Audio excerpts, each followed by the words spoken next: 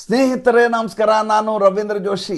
ಬಿಹಾರದಲ್ಲಿ ಚುನಾವಣೆಯ ದಿನಾಂಕಗಳು ಘೋಷಣೆ ಆಗ್ತಾ ಇರೋ ಹಾಗೆಯೇ ನಮ್ಮ ರಾಜಕೀಯ ಪಂಡಿತರು ಇದ್ದಕ್ಕಿದ್ದ ಹಾಗೆ ಎದ್ದು ಕುಳಿತುಕೊಂಡು ಬಿಟ್ಟಿದ್ದಾರೆ. ತಮ್ಮ ಭವಿಷ್ಯವಾಣಿಯನ್ನು ನುಡಿಯಲಿಕ್ಕೆ ಶುರು ಮಾಡಿದ್ದಾರೆ. 6 ಮತ್ತು 11ನೇ ತಾರೀಕು ಚುನಾವಣೆಯ ಮತದಾನ, 14ನೇ ತಾರೀಕು ಫಲಿತಾಂಶ. ಇದರ ಕುರಿತು ನಾನು ಈಗಾಗಲೇ ಹೇಳಿದ್ದೇನೆ.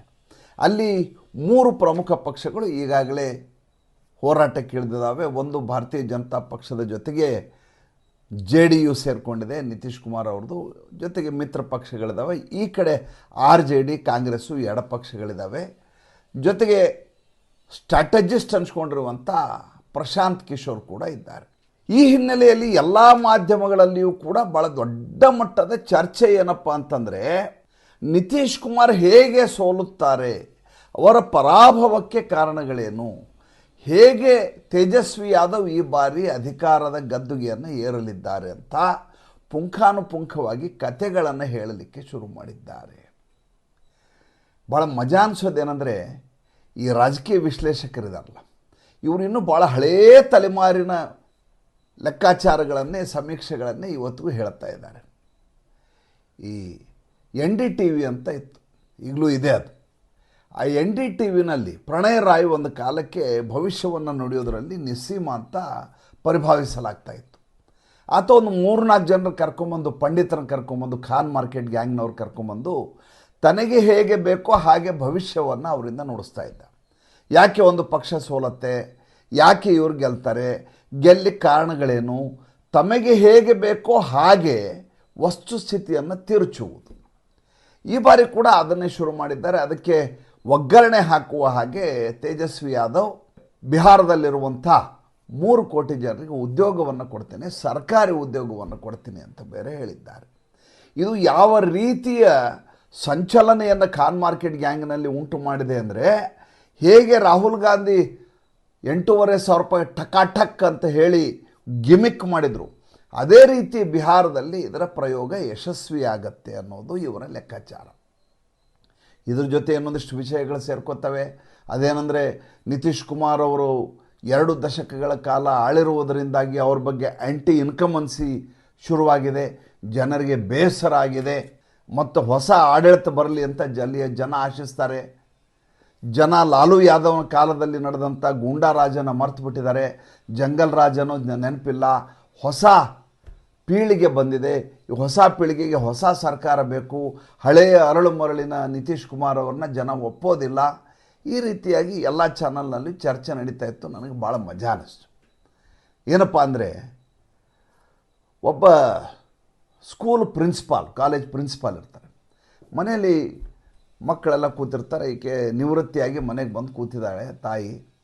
ಮಗ ಇದ್ದಕ್ಕಿದ್ದ ಹಾಗೆ ಫ್ರೆಂಡಿಗೆ ಫೋನ್ ಮಾಡಿ ಹೇಳ್ತಾನೆ, ನೋಡಿ ಜಸ್ಟು ಒಂದು ಫೈಲ್ ನಿನಗೆ ಕಳಿಸಿದೆ ನೋಡಿ ನಾನು ಅಂತ. ಯಾರೋ ಫ್ರೆಂಡಿಗೆ ಫೋನ್ ಮಾಡಿರೋದು, ಫೈಲ್ ಕಳಿಸಿದ್ದೀನಿ ಬಂತ ನೋಡು ಅಂತ. ಆ ಕಡೆಯಿಂದ ಅವನೇನೋ ಮಾತಾಡ್ದೆ, ಈ ಕಡೆ ಇವನೇನೋ ಮಾತಾಡ್ದ. ತಾಯಿ ಇದ್ದವಳು ಮಗನಿಗೆ ಕೇಳಿದ, ಯಾಕೆ ಸುಳ್ಳು ಹೇಳ್ತೀನಿ ನಾನು? ಅಮ್ಮ ಏನು ಸುಳ್ಳು ಹೇಳೇನು ನಾನು? ಅಲ್ಲ, ಮನೆ ಬಾಗಿಲು ಹಾಕಿದೆ, ಮನೆಯಿಂದ ಯಾರೂ ಹೊರಗಡೆ ಹೋಗಿಲ್ಲ, ಹೀಗಿರುವಾಗ ಒಂದು ಫೈಲ್ ಕೊಟ್ಟು ಕಳಿಸಿದ್ದೀನಿ ಅಂತ ಹೇಳ್ತೀಯಲ್ಲ ನೀನು, ಎಲ್ಲಿ ಕಳಿಸಿದೀಯ ಫೈಲು? ಸುಳ್ಳೆ ಯಾಕೆ ಹೇಳ್ತೀಯ ನೀನು? ಅಮ್ಮ, ನಾನು ಆಲ್ರೆಡಿ ಕಳಿಸಿ ಆಯಿತು ಫೈಲು, ಆತನಿಗೆ ತಲುಪಿನೂ ಆಗಿ ಹೋಗಿದೆ ಅಂತ. ನಾನೇ ಎದುರು ಕೂತಿದ್ದೀನಿ, ನನ್ನ ಎದುರಿಗೆ ನೀನು ಕೂತಿದ್ಯಾ, ಗಂಟೆಗಟ್ಟಲೆ ಇಲ್ಲೇ ಇದೆಯಾ, ನೀನು ಹೊರಗಡೆ ಕಾಲೇ ಇಟ್ಟಿಲ್ಲ, ಚಪ್ಪಲೆ ಹಾಕ್ಕೊಂಡಿಲ್ಲ, ಫೈಲ್ ಕಳಿಸೇನೆ ಅಂತ ಹೇಳ್ತಿ, ಹೆಂಗೆ ಒಪ್ಪೋದು ನಾವು ಅಂತ. ಅಮ್ಮ, ಫೈಲು ಅಂತಂದರೆ ಫಿಸಿಕಲಿ ಒಂದು ಫೈಲನ್ನು ಹಿಡ್ಕೊಂಡು ಹೋಗಿ ಅವನ ಮನೆಗೆ ಹೋಗಿ ಕೊಟ್ಟು ಬರುವಂಥ ಕಾಲ ಅಲ್ಲ ಇದು. ಫೈಲ್ ಅಂದರೆ ನಮ್ಮ ಡ್ರೈವ್ನಲ್ಲಿ ಒಂದು ಡಿಜಿಟಲ್ ಫೈಲ್ ಅಂತ ಇರ್ತದೆ. ಇಲ್ಲಿರುವಂಥ ಡಾಟಾವನ್ನು, ಅಂದರೆ ನನ್ನ ಕಡೆ ಇರುವಂಥ ಏನು ವಿಷಯ ಇದೆ ಇದನ್ನು ಇಲ್ಲಿ ಕ್ಲಿಕ್ ಮಾಡಿದರೆ ಅದು ಅಲ್ಲಿಗೆ ಟ್ರಾನ್ಸ್ಫರ್ ಆಗುತ್ತೆ. ಆತನ ಕಂಪ್ಯೂಟರ್ ಪರದೆಯ ಮೇಲೆ ಅದು ಕಾಣಿಸ್ತದೆ. ಫೈಲ್ ಕಳಿಸೋದು ಅಂದರೆ ಇಲ್ಲಿ ಫೈಲು ಆತನಿಗೆ ಅಲ್ಲಿ ಕಾಣಿಸೋದು ಅಂತ ಅರ್ಥ. ಅದರ ಕೈಯಿಂದ ಎತ್ತಿ ಹೋಗಿ ಕೊಡಬೇಕಾಗಿಲ್ಲ ಅಂತ. ತಾಯಿಗೆ ಅರ್ಥನೇ ಆಗೋದಿಲ್ಲ. ಇದು ಕಂಪ್ಯೂಟರ್ನ ನಾಲೆಜ್ ಇಲ್ಲದೆ ಇರೋರಿಗೆ ಅರ್ಥ ಆಗದೇ ಇರುವಂಥ ಒಂದು ವ್ಯವಸ್ಥೆ ಇದು. ನಾವು ಕೂಡ ಅದಕ್ಕೆ ಹೊರತೇನಲ್ಲ, ನಾವು ಕೂಡ ಟೆಕ್ನಾಲಜಿಕಲಿ ನಾವು ಅಷ್ಟು ಮುಂದುವರೆದಿಲ್ಲ. ಆ ಗ್ಯಾಜೆಟ್ನ ನಾಲೆಡ್ಜು, ನಮಗೆ ಜ್ಞಾನ ಕೂಡ ಅಷ್ಟೊಂದು ಇಲ್ಲ. ಆದರೆ ಇಷ್ಟಂತೂ ತಿಳಿಯತ್ತೆ, ಒಂದು ಫೈಲನ್ನು ಕಳಿಸೋದು ಹೇಗೆ, ಫೈಲ್ ಅಲ್ಲಿಂದ ಇಲ್ಲಿಗೆ ಬರೋದು ಹೇಗೆ, ಡ್ರೈವ್ ಅಂದ್ರೇನು, ಡಿಸ್ಕ್ ಅಂದ್ರೇನು, ಇವೆಲ್ಲ ನಮಗೆ ಕನಿಷ್ಠವಾದಂಥ ಮಾಹಿತಿ ಇರುತ್ತೆ. ಪಾಪ ಆ ತಾಯಿ ತನ್ನ ಮಗ ಸುಳ್ಳು ಹೇಳ್ತಾನೆ ಅಂತ ಭಾವಿಸ್ತಾರೆ. ವಾಸ್ತವವಾಗಿ ಆ ಹುಡುಗ ಒಂದು ಫೈಲನ್ನು ತನ್ನ ಸ್ನೇಹಿತನಿಗೆ ಕಳಿಸಿರ್ತಾನೆ. ಇವತ್ತು ರಾಜಕೀಯ ಪಂಡಿತರ ಲೆಕ್ಕಾಚಾರ ಹಿಂಗಿದ್ದಾವೆ. ಅವರಿಗೆ ಹಳೆಯ ಕಾಲದ 80ನೇ ಇಸ್ವಿನಲ್ಲಿ ಏನು ಪ್ರಣಯ ರಾಯ್ ಮಾತಾಡುವಾಗ ಹೇಳ್ತಾ ಇದ್ರೋ ಅದೇ ವಿಷಯಗಳನ್ನೀಗ ಪದೇ ಹೇಳುವ ಮೂಲಕ ಅದೇ ಲೆಕ್ಕಾಚಾರದಲ್ಲಿ ಚುನಾವಣೆ ನಡೀತವೆ ಅನ್ನುವಂಥ ಮನಸ್ಥಿತಿಯಲ್ಲಿ ಅವರಿದ್ದಾರೆ. 20 ವರ್ಷಗಳ ಆ್ಯಂಟಿ ಇನ್ಕಂಬನ್ಸಿ ಅಂತಾರೆ. ಅಲ್ರಿ, ಒಂದು ಸರ್ಕಾರ ಸತತವಾಗಿ 20 ವರ್ಷ ಇದೆ ಅಂದರೆ ಆತನನ್ನು ಆ ರಾಜ್ಯದ ಜನ ಒಪ್ಪಿಕೊಂಡಿದ್ದಾರೆ ಅಂತ ಅರ್ಥ. ಆತನನ್ನು ನಿರಾಕರಿಸೋದಾಗಿದ್ದರೆ ಮೊದಲ 5 ವರ್ಷದಲ್ಲಿ ನಿರಾಕರಿಸೋರು, ಎರಡನೇ 10 ವರ್ಷಕ್ಕೆ ನಿರಾಕರಿಸೋರು, ಈಗಾಗಲೇ ಇಮ್ಯೂನ್ ಆಗಿ ಆತನ ವ್ಯವಸ್ಥೆಗೆ ಜನ ಹೊಂದಿಕೊಂಡಾದ ಮೇಲೆ ಈಗ ಆಡಳಿತ ವಿರೋಧಿ ಅಲೆ ಎಲ್ಲಿ ಬರ್ತದೆ? ಗಂಡ ಹೆಂಡತಿ ಸಂಸಾರ ಮಾಡ್ತಾರೆ ಸ್ವಾಮಿ, ಸುಮಾರು 20 ವರ್ಷ ಸಂಸಾರ ಮಾಡಿ ಆಗಿ ಹೋಗಿದೆ. ಅದಾದ ಮೇಲೆ ಅವ್ರ ಮಧ್ಯೆ ಭಿನ್ನಮತ ಶುರುವಾಗಿದೆ, ಈಗ ಡೈವರ್ಸ್ ಕೊಡ್ತಾ ಇದ್ದಾರೆ ಅಂತ ಹೇಳಿದರೆ ಎಷ್ಟು ಅವಾಸ್ತವಿಕ ಅನಿಸತ್ವ. ಎಲ್ಲೋ 1-2 ಅಂತ ಘಟನೆ ನಡಿಬೋದು. ಆದರೆ 20 ವರ್ಷಗಳಲ್ಲಿ ಅವರಿಬ್ಬರ ಮಧ್ಯೆ ಇರುವಂಥ ಭಿನ್ನಾಭಿಪ್ರಾಯಗಳೇನಿದ್ದಾವೆ ಅದನ್ನು ಅವರು ಅರಗಿಸಿಕೊಳ್ಳುವಂಥ ಮಾನಸಿಕ ಸ್ಥಿತಿಯಲ್ಲಿರ್ತಾರೆ. ಇಲ್ಲ ಅಂತಂದರೆ ಆ ಭಿನ್ನಾಭಿಪ್ರಾಯ ಏನಿದೆ ಅದನ್ನು ಒಪ್ಪಿಕೊಳ್ಳುವ ಮನಸ್ಥಿತಿಗೆ ಬಂದಿರ್ತಾರೆ, ಅಥವಾ ಅವರಿಗೆ ಭಿನ್ನಾಭಿಪ್ರಾಯವೇ ಅಲ್ಲ ಅನ್ನುವಂಥ ಮಟ್ಟಿಗೆ ಅವರಿಬ್ಬರು ಒಂದಾಗಿರ್ತಾರೆ. ಆದ್ದರಿಂದ ಸಂಸಾರ ಸಾಗರ ನಡೀತಾ ಇರುತ್ತೆ, ಅಲ್ಲಿ ಡೈವೋರ್ಸ್ ಅನ್ನೋ ಪರಿಸ್ಥಿತಿ ಬರೋದೇ ಇಲ್ಲ. ಬಂದರೂ ಕೂಡ ಕೇವಲ ಕೆಲವು ಸಂಖ್ಯೆಯಲ್ಲಿ ಆ ರೀತಿ ಆಗಬಹುದೇ ವಿನ ಭಾಳ ದೊಡ್ಡ ಮಟ್ಟದಲ್ಲಿ ಹಂಗಾಗಲಿಕ್ಕೆ ಸಾಧ್ಯ ಇಲ್ಲ. ಅಂದರೆ ಪ್ರೋ ಇನ್ಕಂಬನ್ಸಿ ಅಂತ ಇದಕ್ಕೆ ಇನ್ನೊಂದು ಶಬ್ದವನ್ನು ನೀವು ಕಾಯಿನ್ ಮಾಡ್ಬೋದು. ಏನು ಆ್ಯಂಟಿ ಇನ್ಕಂಬನ್ಸಿ ಅಂತಾರೆ, ಆಡಳಿತ ವಿರೋಧಿ ಅಲೆ ಅಂತ ಅಂತಾರೆ. ಆಡಳಿತ ಪರವಾದ ಅಲೆ ಕೂಡ ಇರಲಿಕ್ಕೆ ಸಾಧ್ಯ ಇದೆಯಲ್ಲ. ಯಾಕೆ ಆಡಳಿತ ಪರವಾದ ಅಲೆ ಇರಲಿಕ್ಕೆ ಸಾಧ್ಯ ಇದೆ? ಏಕೆಂದರೆ ಒಬ್ಬ ನಿತೀಶ್ ಕುಮಾರ್ ಜೊತೆ ಒಬ್ಬ ನರೇಂದ್ರ ಮೋದಿ ಅನ್ನುವಂಥ ಒಬ್ಬ ಸಾಲಿಡ್ ಆದಂಥ ಈ ದೇಶವನ್ನು ಮುನ್ನಡೆಸಬಲ್ಲಂಥ, ಹೊಸ ಕನಸುಗಳನ್ನು ಹಂಚಬಲ್ಲಂಥ, ಅದನ್ನು ಸಾಕಾರಗೊಳಿಸಬಲ್ಲಂಥ, ದಕ್ಷತೆಯನ್ನು ಮೆರೆಯಬಲ್ಲಂಥ, ಪ್ರಾಮಾಣಿಕತೆಯನ್ನು ಹೊರಹೊಮ್ಮಿಸಬಲ್ಲಂಥ ಇನ್ನೊಬ್ಬ ನಾಯಕ ಅಲ್ಲಿ ಜೊತೆಗಿದ್ದಾರೆ. ಅವರೊಬ್ಬರೇ ಜೊತೆಗಿಲ್ಲ, ಕೇಂದ್ರ ಸರ್ಕಾರದ ಅಭಯಹಸ್ತ ಬಿಹಾರದ ಮೇಲಿದೆ. ಬಿಹಾರದ ಸರ್ಕಾರ ಏನು ಕೇಳುತ್ತೋ ಎಲ್ಲವನ್ನ ಕೊಡಲಿಕ್ಕೆ ಕೇಂದ್ರ ಸರ್ಕಾರ ಸನ್ನದ್ಧವಾಗಿ ಕೂತಿರುವಂಥ ವ್ಯವಸ್ಥೆಯಲ್ಲಿದೆ.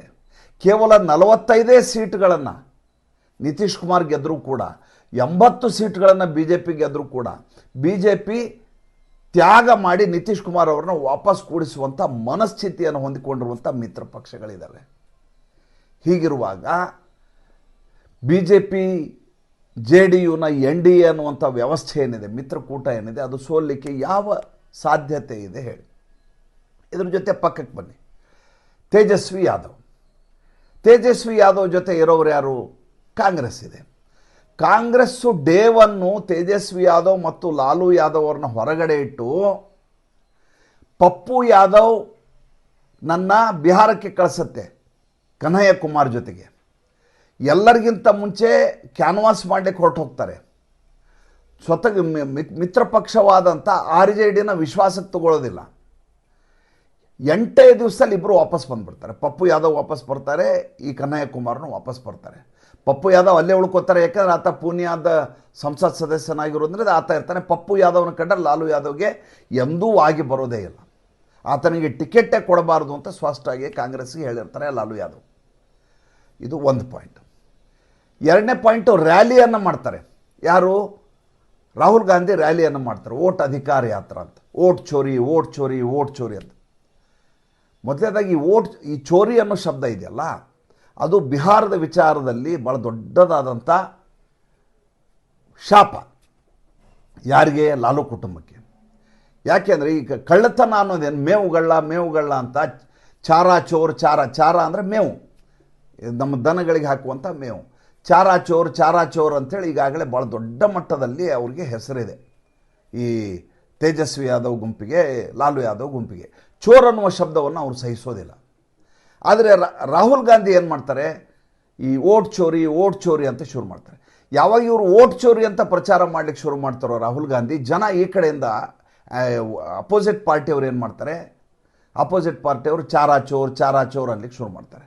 ಇವರ ವಕ್ತಾರರಿದ್ದಾರಲ್ಲ, RJD ವಕ್ತಾರರು, ಅವರು ಡಿಸ್ಕಷನ್ನಿಗೆ ಬರ್ತಾರೆ ಪ್ರತಿ ದಿವಸ ರಾತ್ರಿ. ಇಂಡಿಯಾ TVನಲ್ಲಿ ಬಂದು ಕೂತ್ಕೋತಾರೆ, ಆಮೇಲೆ ಆಜ್ ತಕ್ನಲ್ಲಿ ಬಂದು ಕೂತ್ಕೋತಾರೆ. ನಾನು ಕೇಳ್ತಾ ಇರ್ತೇನೆ, ಅವರು ಏನು ಬೇಕಾದರೂ ಸಹಿಸ್ತಾರೆ, ಎರಡನ್ನು ಸಹಿಸೋದಿಲ್ಲ. ಏನಪ್ಪ ಅಂದರೆ ಈ ಚಾರಾಚೋರ್ ಅನ್ನುವಂಥ ಶಬ್ದ ಯಾರ ಅಪೋಸಿಷನ್ ಅವ್ರು ಹೇಳಿದ್ಕೊಳ್ಳಿ ಸಿಟ್ಟಿಗೆ ಎದ್ಬಿಡ್ತಾರೆ. ನೀವು ಸುಮ್ಮನೆ ಈ ರೀತಿಯಾಗಿ ಆರೋಪ ಮಾಡ್ತಾ ಇದ್ದೀರಿ, ಇದು ಮರೆತು ಹೋದ ಘಟನೆ, ಆಗಿ ಹೋದ ಘಟನೆ, 20 ವರ್ಷದ ಹಿಂದಿನ ಘಟನೆ, 10 ವರ್ಷದ ಹಿಂದಿನ ಘಟನೆ, ತಿರ್ಗಾ ಮುರುಗ ಅದನ್ನು ಹೇಳೋ ಮೂಲಕ ಜನರಿಗೆ ನೀವು ರೊಚ್ಚಿಗೆ ಎಬ್ಬಿಸ್ತಾ ಇದ್ದೀರಿ ಅಂತ ಒಂಚೂರು ಮಾಡ್ತಾರೆ. ಇನ್ನೊಂದು ಲ್ಯಾಂಡ್ ಫಾರ್ ಜಾಬ್ ವಿಷಯ ಹೇಳಿದರೆ ಅದಕ್ಕೆ ಸಿಟ್ಟಿಗೆ ಹೇಳ್ತಾರೆ. ಲ್ಯಾಂಡ್ ಫಾರ್ ಜಾಬ್ ಅಂದರೆ ನೌಕರಿ ಕೊಡ್ತೀನಿ ಅಂಥೇಳಿ ಅವರವರ ಆಸ್ತಿಯನ್ನು ಕಿತ್ಕೊಂಡಂಥ ಲಾಲು ಯಾದವ್ ಅವರ ಕುಟುಂಬ. ಈಗ ಈತೇನು ಸರ್ಕಾರಿ ನೌಕರಿ ಕೊಡ್ತೀನಿ ಅಂತ ಹೇಳ್ತಾ ಇದ್ದಾನಲ್ಲ 3 ಕೋಟಿ ಜನರಿಗೆ, ಈ 3 ಕೋಟಿ ಜನರಿಗೆ ಸರ್ಕಾರಿ ನೌಕರಿ ಯಾವ್ಯಾವ ಆಸ್ತಿಯನ್ನು ಕಿತ್ಕೊಂಡು ಕೊಡ್ತೀರಿ ಅಂತ ಅಲ್ಲಿ ಜನ ಕೇಳ್ತಾ ಇದ್ದಾರೆ. ಕಳೆದ ಬಾರಿ ನೀವು ರೈಲ್ವೆ ಸಚಿವರಾಗಿದ್ದಾಗ Lalu Yadav land for job ಅಂತ ಮಾಡಿ ಎಲ್ಲರ ಜಮೀನು ಆಸ್ತಿ ಮನೆಯನ್ನು ಬರ್ಸ್ಕೊಂಡ್ರಿ. ಈಗ ಪ್ರತಿ ಕುಟುಂಬಕ್ಕೆ ಒಂದು ಜಾಬ್ ಕೊಡ್ತೀನಿ ಅಂತ ಹೇಳ್ತಾರೆ. ಅಂದರೆ ನಮ್ಮ ಎಲ್ಲ ಆಸ್ತಿನೂ ನೀವೇ ಹೊಡ್ಕೋಬೇಕಂತ ಮಾಡಿದ್ದೀರಾ. ಇದು ಈಗ ಬಿಹಾರದಲ್ಲಿ ಚರ್ಚೆ ಆಗ್ತಾ ಇರುವಂಥ ವಿಚಾರ. ಈ ಎರಡೂ ಅಂಶಗಳೇನಿದ್ದಾವೆ ಅದು ತೇಜಸ್ವಿ ಯಾದವ್ ಭಾಳ ದೊಡ್ಡದಾದಂಥ ನುಂಗಲಾರದ ತುತ್ತಾಗಿ ಕೂತಿದ್ದಾವೆ. ಆದರೆ ರಾಹುಲ್ ಗಾಂಧಿಗೆ ಇದು ಅರ್ಥ ಆಗಲ್ಲ. ರಾಹುಲ್ ಗಾಂಧಿ ಏನು ಮಾಡ್ತಾರೆ, ನಾನು ಯಾವಾಗಲೂ ಹೇಳ್ತೇನೆ, ಆತ ಆಟಿಕೆ ಸಾಮಾನನ್ನು ಹಿಡ್ಕೊಂಡು ಆಟ ಆಡುವಂಥ ಒಬ್ಬ ರಚ್ಚೆ ಹಿಡಿಯುವ ಒಂದು ಮಗು. ಅದು ಅಳ್ತಾ ಕೂತಿರೋದು.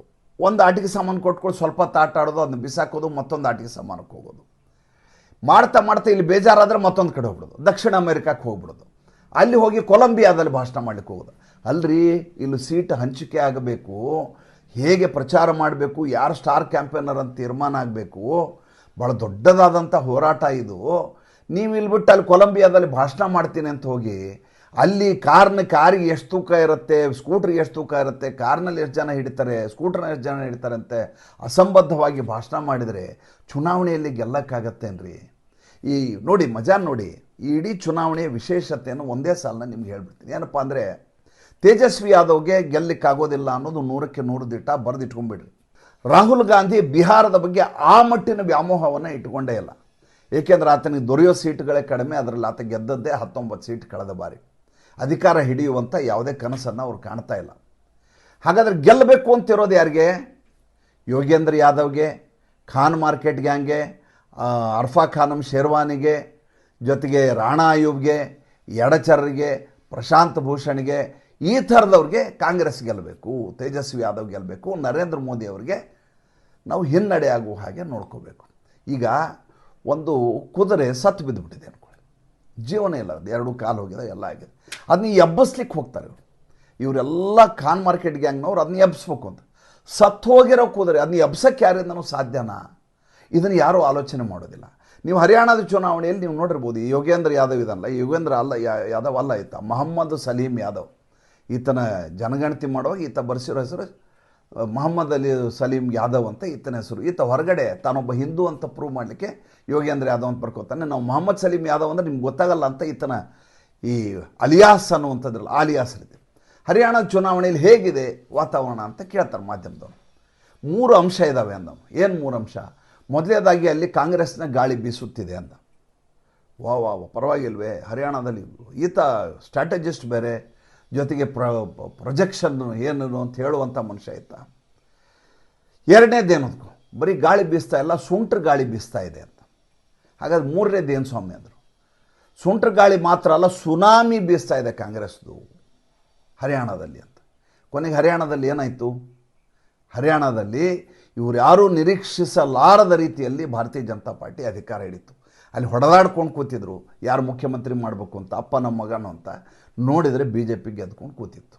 ಒಂದು ವಿಷಯ ಗೊತ್ತಿರಲಿ, 3 ತಿಂಗಳ ಹಿಂದೆ ರಾಷ್ಟ್ರೀಯ ಸ್ವಯಂ ಸೇವಕ ಸಂಘದ ಕನಿಷ್ಠ 15,000ದಿಂದ 20,000 ಜನ ಸ್ವಯಂ ಸೇವಕರು ನಿರಪೇಕ್ಷವಾಗಿ ನಿಸ್ಪೃಹತೆಯಿಂದ ದುಡಿಯಲಿಕ್ಕೆ ಈಗಾಗಲೇ ಬಿಹಾರದ ಹಳ್ಳಿಗಳಿಗೆ ಹೋಗಿದೆ. ಹೊರಗಡೆ ಯಾರು ಏನು ಮಾಡಿದ್ರೇನು? ಮೊನ್ನೆ ಯಾರೋ ಹೇಳಿದರು, ಏನು ರೀ ಮನೆಗೆ ಒಂದು ನೌಕರಿ ಕೊಡ್ತಾನಂತೆ, ಮುಂದೆ ಹೆಂಗೆ ಅಂತ. ಅಲ್ರಿ, ನರೇಂದ್ರ ಮೋದಿ 75 ಲಕ್ಷ ಮಹಿಳೆಯರಿಗೆ ತಲಾ 10,000 ರೂಪಾಯಿ ಕೊಟ್ಟಾಗೋಗಿದೆ. ಮನೇಲಿ ನಮ್ಮ ಮನೆಗೆ 2 ಹೆಣ್ಮಕ್ಳಿದ್ದಾರೆ, ಆಕಿಗೆ 10,000, ಈಕಿಗೆ 10,000, 20,000 ರೂಪಾಯಿ ಬರ್ತದೆ. ಸರ್ಕಾರಿ ನೌಕರಿಗೆ ಯಾಕೆ ಹೋಗ್ತಾರೆ ಅವರು? ಹೋಗಲ್ಲ. ನೋಡಿ, ಮುಳ್ಳನ್ನು ಮುಳ್ಳಿನಿಂದಲೇ ತೆಗಿಬೇಕು ಅನ್ನೋದು ನಾವು ನರೇಂದ್ರ ಮೋದಿ ಹೇಳ್ಕೊಡ್ಬೇಕಾಗಿಲ್ಲ. ಅವರಿಗೆ ತುಂಬ ಚೆನ್ನಾಗಿ ಗೊತ್ತಿದೆ, ಯಾವುದು ಮನಸ್ಸಿನ ವಿರುದ್ಧವಾಗಿದೆಯೋ ಅದನ್ನು ಕೂಡ ಅನಿವಾರ್ಯವಾಗಿ ಮಾಡಿ ಹೇಗೆ ಅಧಿಕಾರದ ಗದ್ದುಗೆಯನ್ನು ಹಿಡಿಬೇಕು ಅನ್ನೋದನ್ನು ಅವರು ಚೆನ್ನಾಗಿ ಅದರಲ್ಲಿ ಅವರು ಸಿದ್ಧಹಸ್ತರಿದ್ದಾರೆ. ಚುನಾವಣೆಯ ಫಲಿತಾಂಶ ಬಂದ ಮೇಲೆ ದಯವಿಟ್ಟು ಸಂಚಿಕೆಯನ್ನು ಕಾದಿಟ್ಟಿರಿ, ಅವತ್ತು ನಾವು ನೀವು ಮಾತಾಡೋಣ. ಮತ್ತು ಮುಂದಿನ ಸಂಚಿಕೆಯಲ್ಲಿ ಹೊಸ ವಿಷಯದೊಂದಿಗೆ ಬರ್ತೀನಿ. ಸಂಚಿಕೆ ಇಷ್ಟ ಆಗಿದರೆ ಲೈಕ್ ಮಾಡಿ, ಫಾಲೋ ಮಾಡಿ, ಶೇರ್ ಮಾಡಿ. ದಯವಿಟ್ಟು ನಮ್ಮ ಮುಕ್ತ ಪತ್ರಿಕೋದ್ಯಮಕ್ಕೆ ಆರ್ಥಿಕವಾಗಿ ಬೆಂಗಾವಲಾಗಿ ನಮಸ್ಕಾರ.